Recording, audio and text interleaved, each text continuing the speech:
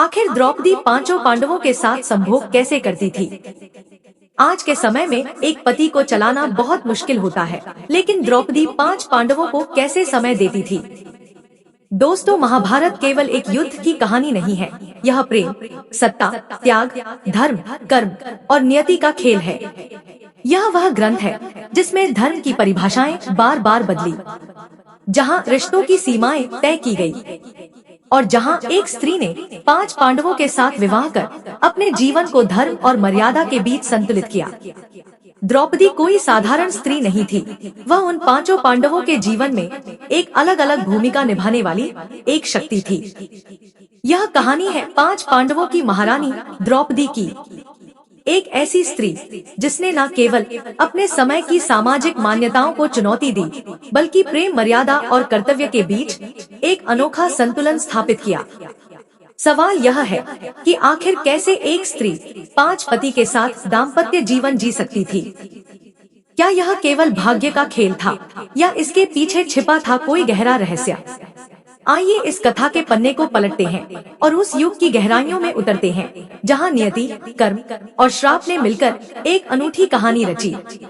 लेकिन आगे बढ़ने से पहले आपको बता दें कि रामायण में स्पष्ट कहा गया है, कथा हो या सीख, अगर बीच में छोड़ दिया जाता है तो वह पाप की श्रेणी में आता है। इसलिए मैं आपसे निवेदन करती हूँ कि इस कथा को अंत तक जरूर सुनें। द्रौपदी पांचों पांडवों के साथ संबंध कैसे बनाती थी, इस रहस्य को मैं आपको एक कथा के माध्यम से बताऊंगी। कुरुक्षेत्र के एक गांव में धर्मपाल नाम का एक किसान रहता था। उनके चार पुत्र थे। ये चारों पुत्र धीरे धीरे बड़े हो रहे थे। किसान धर्मपाल के तीन पुत्र अत्यंत बुद्धिमान थे, किंतु उनका सबसे छोटा पुत्र पहलवान भीमसेन कुछ मंद बुद्धि था। फिर भी उसमें एक अद्भुत विशेषता थी। उसकी बुद्धि भले ही कम थी, परंतु उसका शरीर अत्यंत बलशाली, तगड़ा और तंदुरुस्त था। किसान धर्मपाल के मन में विचार आया, मेरे तीन पुत्र तो बुद्धिमान हैं, वे अपना जीवन किसी न किसी प्रकार संभाल लेंगे, किंतु मेरा छोटा पुत्र पहलवान भीमसेन मंद बुद्धि है। उसकी जीविका की चिंता मुझे सताने लगी है। बहुत सोच विचार के पश्चात वे इस निष्कर्ष पर पहुँचे, क्यों न मैं अपने पुत्र को पहलवानी सिखाऊं। इसका शरीर तो पहलवानों जैसा ही है। बस फिर क्या, किसान धर्मपाल ने पहलवान भीमसेन को पहलवानी सिखाना प्रारंभ कर दिया। उसे उत्तम खुराक मिलने लगी। शीघ्र ही पहलवान भीमसेन अत्यंत ताकतवर हो गया। वह प्रतिदिन कसरत करता, दौड़ लगाता और पहलवानी के दांव पेंच सीखता। इस प्रकार समय बीतता गया। किसान धर्मपाल ने अपने तीन बड़े पुत्रों का विवाह कर दिया। विवाह के पश्चात तीनों पुत्रों की पत्नियां, जो अपनी बुद्धि और व्यवहार में चतुर थी, अपने छोटे देवर पहलवान भीमसेन से जलने लगी। वे मन ही मन सोचती, यह छोटा देवर कुछ काम धंधा तो करता नहीं, सारा दिन पहलवानी में व्यस्त रहता है और स्वादिष्ट भोजन खाता है। हम और हमारे पति दिन रात मेहनत करते हैं और यहाँ बैठे बैठे मौज उड़ाता है। इस जलन के कारण तीनों बहुओं ने अलग होने का हाथ थाम लिया। जब बहुओं ने अलगाव की जिद पकड़ी तो किसान धर्मपाल ने सोचा, अब मुझे अपने छोटे पुत्र का विवाह कर देना चाहिए। यही विचार कर उन्होंने एक सुंदर कन्या रूपवती की खोज की। रूपवती इतनी सुंदर थी कि समस्त कुरुक्षेत्र में कोई भी नारी उसकी समानता नहीं कर सकती थी। साथ ही वह 14 विद्याओं में निपुण थी। इस प्रकार पहलवान भीमसेन का विवाह रूपवती के साथ संपन्न हुआ।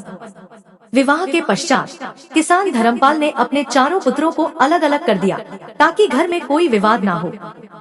तीन बड़े पुत्र, जो बुद्धिमान थे, खेती और अन्य कार्यों में मेहनत कर अच्छा जीवन यापन करने लगे, किंतु पहलवान भीमसेन का वही कार्य था, स्वादिष्ट भोजन करना और पहलवानी में समय बिताना। शीघ्र ही उसकी आर्थिक स्थिति डगमगाने लगी। पहलवान की पत्नी रूपवती उससे प्रतिदिन झगड़ने लगी, तुम कोई काम धंधा नहीं करते, सारा दिन खाली बैठे रहते हो और स्वादिष्ट भोजन की मांग करते हो, ऐसे में हमारा गुजारा कैसे होगा। इस प्रकार पति पत्नी में विवाद होने लगा। एक दिन विदुषी रूपवती ने अपने पति से कहा, तुम ऐसा करो कि हस्तिनापुर के राजा कोटक के पास जाओ और उनसे नौकरी मांगो। पहलवान भीमसेन बोला, यह तुम क्या कह रही हो रूपवती, मुझे तो केवल कुश्ती लड़ना और भोजन करना आता है, इसके अतिरिक्त कोई कार्य मुझे नहीं आता। राजा कोटक के यहाँ मुझे नौकरी कैसे मिलेगी, और यदि मिल भी गई तो मैं क्या करूँगा।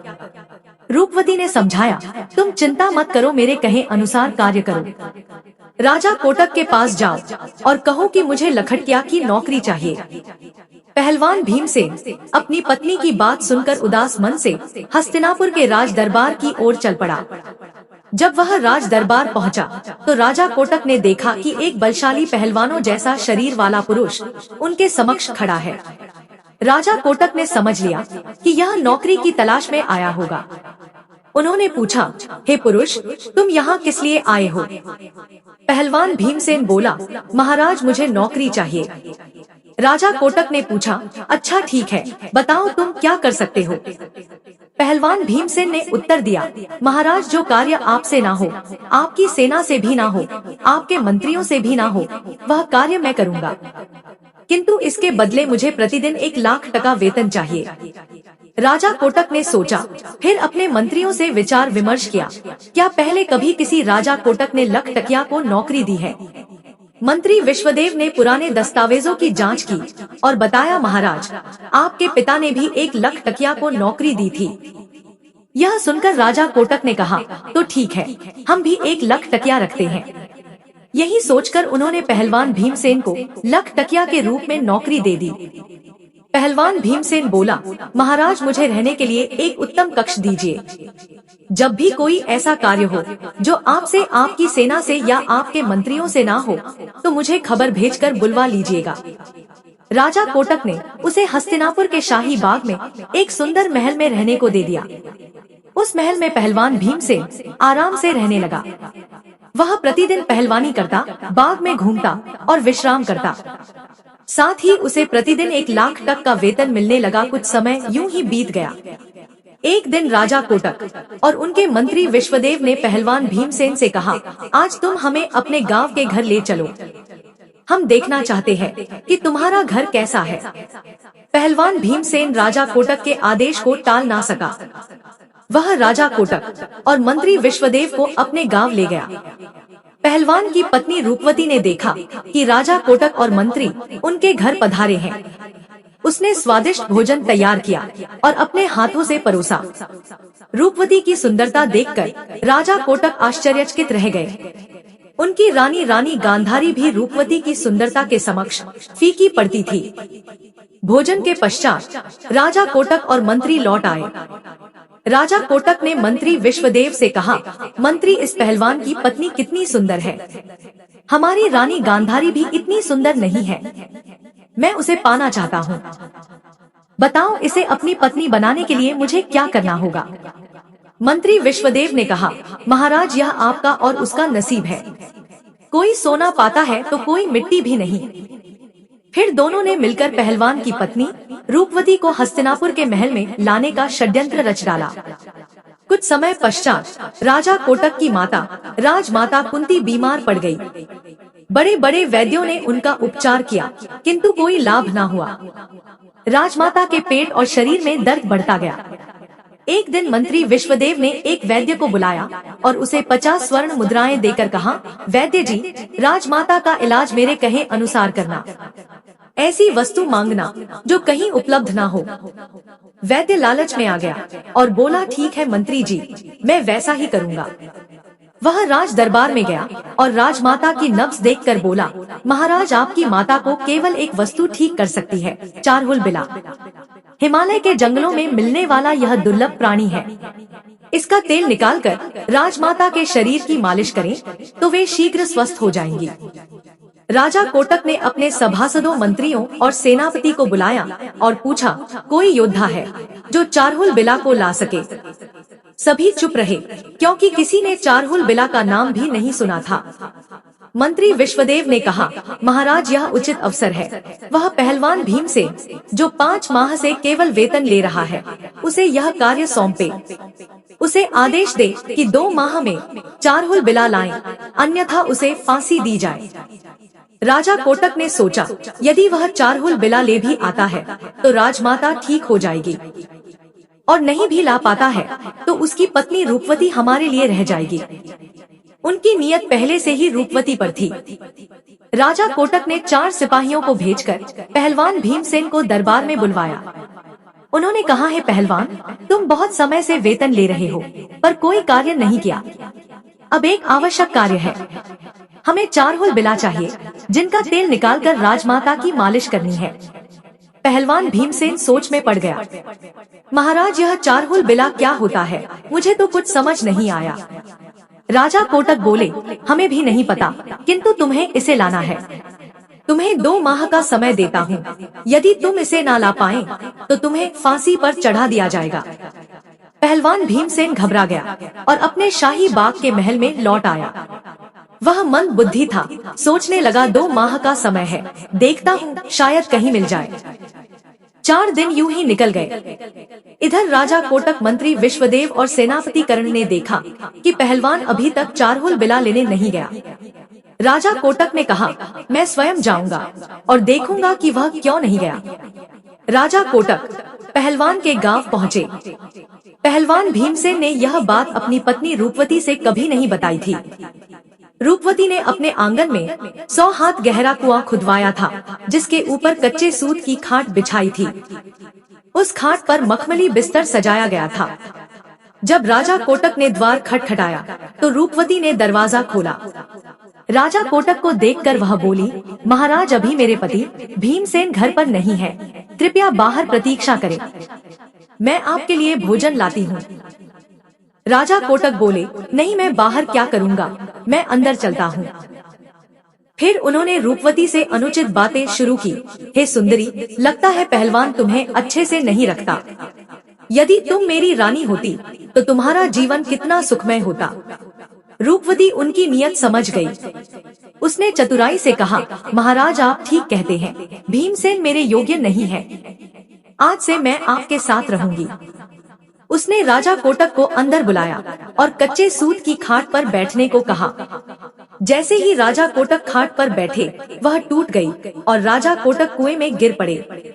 राजा कोटक सोचने लगे, यह क्या हो गया, मैं तो फंस गया। उधर पहलवान भीमसेन बाग में आराम कर रहा था।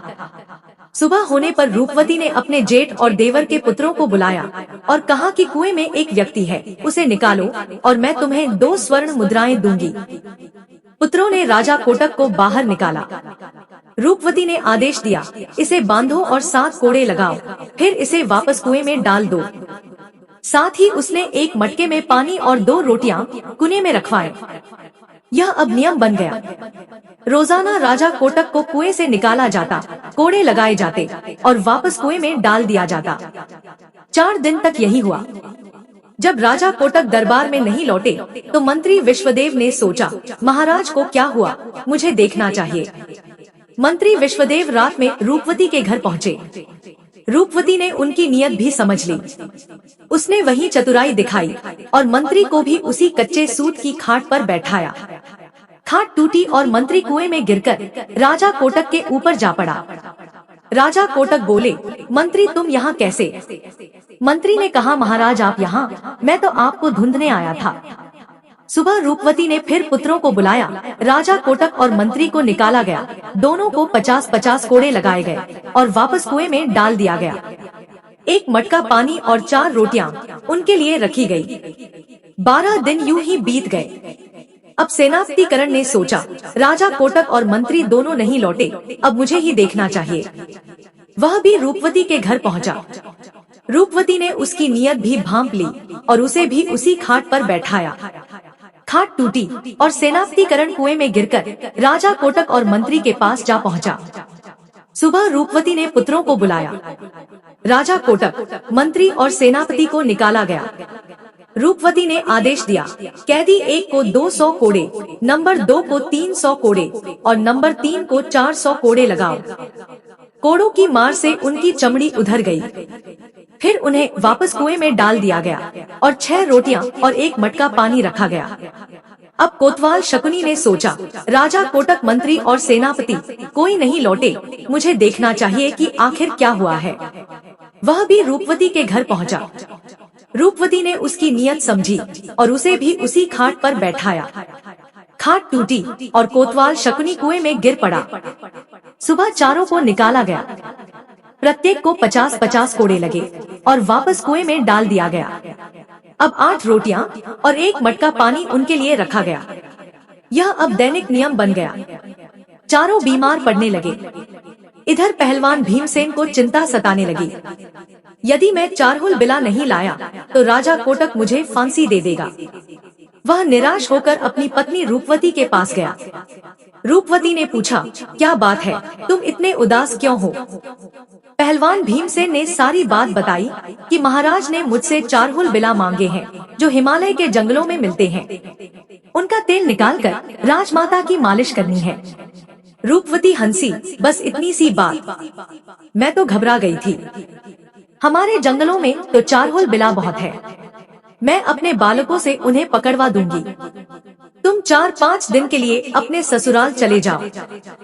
पहलवान भीमसेन ससुराल चला गया।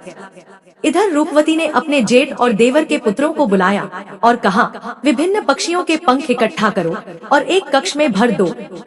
2 दिन में कक्ष पंखों से भर गया। फिर उसने कहा, 2 क्विंटल तारकोल लाओ। तारकोल को गर्म करके ठंडा किया गया और एक बड़ी कड़ाही में रखा गया। तीसरे दिन रूपवती ने कुने में रस्सी डाली और राजा कोटक को निकाला गया। रूपवती ने डंडा दिखाकर कहा, इस कड़ाही में स्नान करो वरना मार पड़ेगी। राजा कोटक डरकर तारकोल में नहाए। फिर उसे पंखों से भरे कक्ष में लिटाया गया। पंख उनके शरीर पर चिपक गए। उन्हें लोहे के खूंटे से बांध दिया गया। इसी प्रकार मंत्री विश्वदेव, सेनापतिकरण और कोतवाल शकुनी को भी तारकोल में नहलाया गया और पंखों से सजाकर खूंटे से बांध दिया गया। 4 दिन बाद पहलवान भीमसेन ससुराल से लौटा और बोला, रूपवती, चारहुल बिला कहाँ है? समय पूरा होने वाला है, जल्दी मुझे चारहुल बिला चाहिए वरना राजा कोटक मुझे फांसी दे देगा। रूपवती ने कहा, घबराओ मत, देखो चारहुल बिला बंधे हैं, इन्हें ले जाओ और एक डंडा साथ रखो। यदि कोई उत्पात करे तो डंडे से पीट देना। पहलवान भीमसेन ने देखा 4 विचित्र प्राणी जिनके शरीर काले थे और रंग बिरंगे पंख लगे थे। वह प्रसन्न हुआ और उन्हें डंडा के डराते हुए दरबार की ओर ले चला। राजा कोटक, मंत्री, सेनापति और कोतवाल सोचने लगे, यह पहलवान हमें मार सकता है, चुपचाप चलना ही ठीक है। रात होने पर पहलवान ने उन्हें एक कोठरी में बंद कर दिया और सो गया। रात में राजा कोटक ने कहा, इस कोठरी से एक गुप्त सुरंग मेरे महल तक जाती है। उन्होंने पत्थर हटाया और सुरंग से भागकर अपने महल पहुंच गए। रानी गांधारी ने उनका विचित्र रूप देखा और चीख पड़ी। सैनिकों ने राजा कोटक की पिटाई कर दी। रानी ने अंततः उन्हें पहचाना और मिट्टी का तेल मंगवाकर स्नान कराया। कोलतार हटा, किंतु कोड़ों के निशान दिख रहे थे। राजा कोटक रात को सो गए और सुबह दरबार में पहुँचे। सुबह पहलवान भीमसेन ने कोठरी खोली तो देखा कि एक चारहुल बिला गायब था। उसने बजाय तीनों को डंडे से पीटते हुए पूछा कि चौथा कहाँ है? तीनों बोले, हमें मत मारो। यदि राजा कोटक पूछे कि चौथा कहाँ है तो तुम सिर्फ इतना कह देना कि राजा, मुझे सब पता है, ज्यादा आप बोलेंगे तो मैं आपकी पोल खोल दूंगा। पहलवान ने ऐसा ही किया। वह भीमसेन तीनों को लेकर दरबार पहुंचा। दरबारियों ने चारहुल बिला देखकर हंसी छेड़ दी। राजा कोटक ने कहा, पहलवान, मैंने चारहुल बिला मांगे थे, यह तो 3 ही है, एक कहाँ है? अब मैं तुम्हें फांसी पर चढ़ा दूंगा। पहलवान भीमसेन वही बोला जो मंत्री ने उससे कहा था, महाराज, अगर आप ज्यादा बोलेंगे तो मैं आपकी सारी पोल खोल दूंगा। राजा कोटक को लगा कि उसे सब पता है। डर के मारे उन्होंने तीनों को चुपके से घर भेज दिया और कहा, मिट्टी के तेल से स्नान कर साफ हो जाओ। मंत्री विश्वदेव, सेनापतिकरण और कोतवाल शकुनी ने स्नान किया और अपने रूप में लौटे।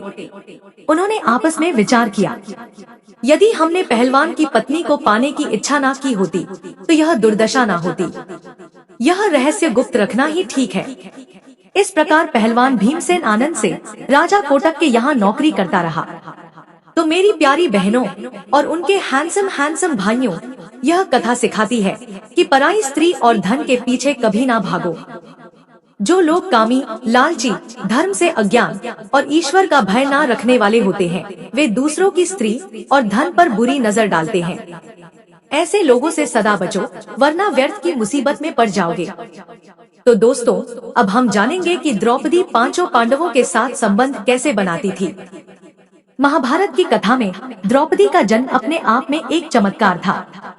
पांचाल नरेश द्रुपद, जो अपने पुराने मित्र और बाद में शत्रु बने गुरु द्रोणाचार्य से पराजित हो चुके थे, अपने अपमान का बदला लेना चाहते थे।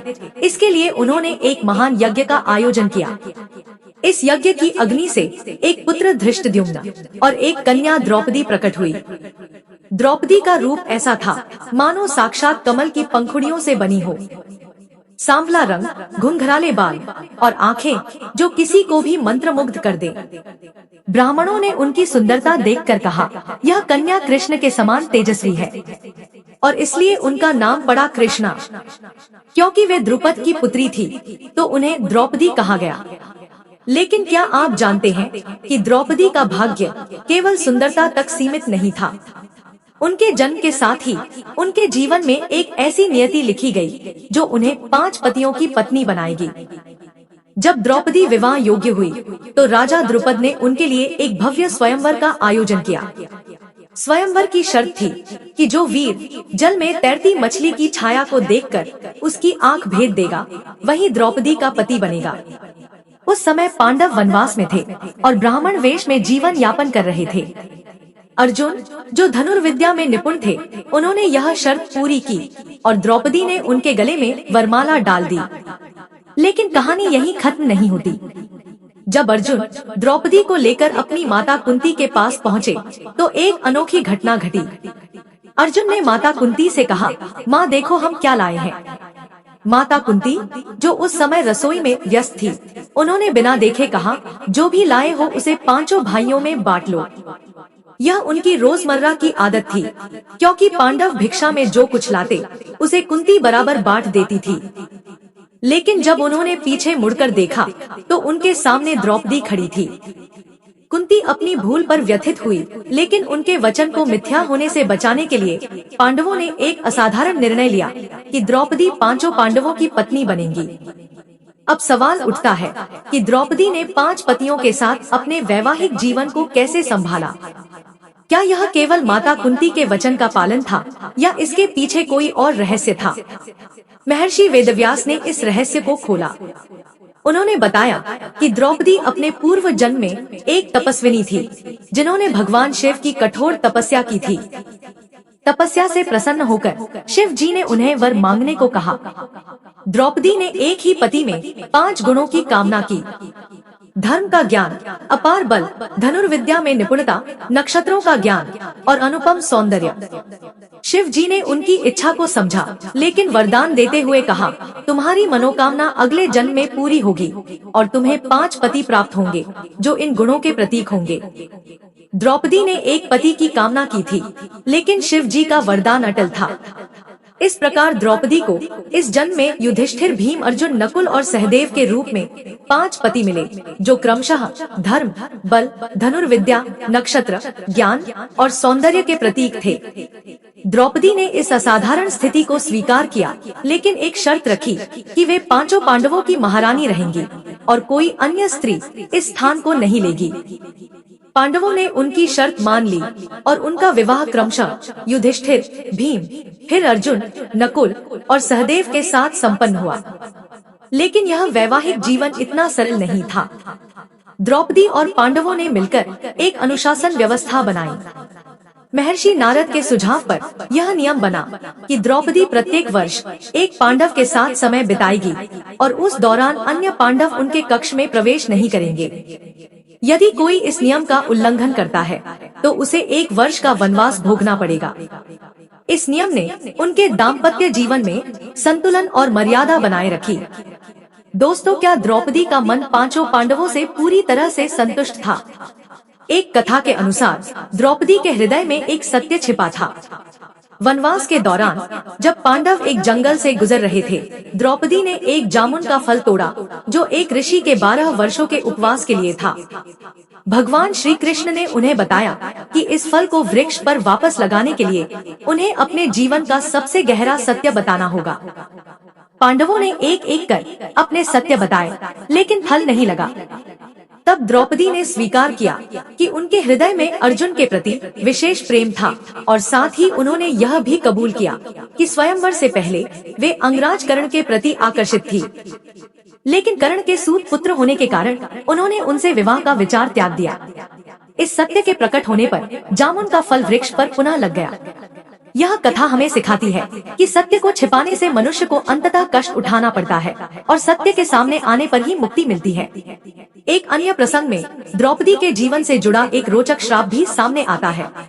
एक बार जब अर्जुन द्रौपदी के साथ एकांत में थे, तो उन्होंने अपनी पादुकाएं कक्ष के द्वार पर रखी थी, जैसा कि नियम था। लेकिन एक कुत्ते ने खेल खेल में उनकी पादुकाएं उठा लिया। उसी समय भीम कक्ष की ओर आए और पादुकाएं ना देखकर वे अंदर चले गए।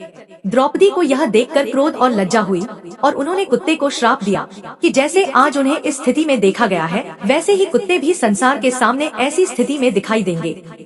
यही कारण माना जाता है कि कुत्ते खुले में सहवास करते हैं। अब हम जानेंगे द्रौपदी पांचों पांडवों के साथ संबंध कैसे बनती थी। दोस्तों, यहाँ एक महत्वपूर्ण प्रश्न उठता है कि द्रौपदी ने पांचों पांडवों के साथ अपने संबंध कैसे निभाए। महाभारत के अनुसार द्रौपदी को महर्षि वेदव्यास से वरदान प्राप्त था। इस वरदान के कारण जब भी वे एक पांडव के साथ संबंध बनाने के बाद दूसरे पांडव के पास जाती, तो वो पुनः कुंवारी हो जाती थी। यह वरदान उनके वैवाहिक जीवन को पवित्र और मर्यादित बनाए रखने में सहायक था। प्रत्येक पांडव के साथ द्रौपदी ने पतिव्रता धर्म का पालन किया। युधिष्ठिर के साथ उन्होंने धर्म और नीति की चर्चा की। भीम के साथ उनकी रक्षा और साहस का अनुभव किया। अर्जुन के साथ धनुर्विद्या और युद्ध कौशल की गहराई देखी। नकुल के साथ सौंदर्य और प्रकृति के प्रति प्रेम को जाना, और सहदेव के साथ नक्षत्रों और ज्ञान की गहराइयों में उतरी। इस प्रकार द्रौपदी ने प्रत्येक पांडव के साथ एक अनूठा और संतुलित संबंध बनाया, जिसमें प्रेम, सम्मान और कर्तव्य का समन्वय था। द्रौपदी का जीवन हमें यह सिखाता है कि प्रेम, कर्तव्य और सत्य के बीच संतुलन बनाना आसान नहीं है। उन्होंने 5 पतियों के साथ अपने दाम्पत्य जीवन को मर्यादा और धर्म के साथ निभाया, लेकिन उनके हृदय में भी मानवीय भावनाएं थी। स्वर्ग यात्रा के दौरान जब द्रौपदी खाई में गिर पड़ी और उनका देहांत हो गया, तो युधिष्ठिर ने बताया कि अर्जुन के प्रति उनके विशेष प्रेम ने उनके मन में एक असंतुलन पैदा किया, जो उनके स्वर्ग न पहुंचने का कारण बना। प्रिय दर्शकों, द्रौपदी की यह कथा हमें सिखाती है कि जीवन में सत्य को छिपाने से कठिनाइयां आती है, और प्रेम व कर्तव्य का संतुलन ही सच्चा धर्म है। द्रौपदी ने पांचों पांडवों के साथ अपने संबंधों को न केवल मर्यादा के साथ निभाया, बल्कि प्रत्येक पांडव के साथ एक अनूठा बंधन बनाया, जो उनके व्यक्तित्व के गुणों को पूरक करता था। उनकी कहानी हमें यह भी बताती है कि नियति के सामने कोई नहीं टिक सकता, लेकिन साहस और धर्म के साथ हर चुनौती का सामना किया जा सकता है। आपको द्रौपदी की यह कथा कैसी लगी? अपने विचार हमें कमेंट बॉक्स में जरूर बताएं, और अगर आप भगवान श्री कृष्ण जी के सच्चे भक्त हैं, तो कमेंट बॉक्स में सच्ची श्रद्धा से जय श्री कृष्ण अवश्य लिख दीजिएगा।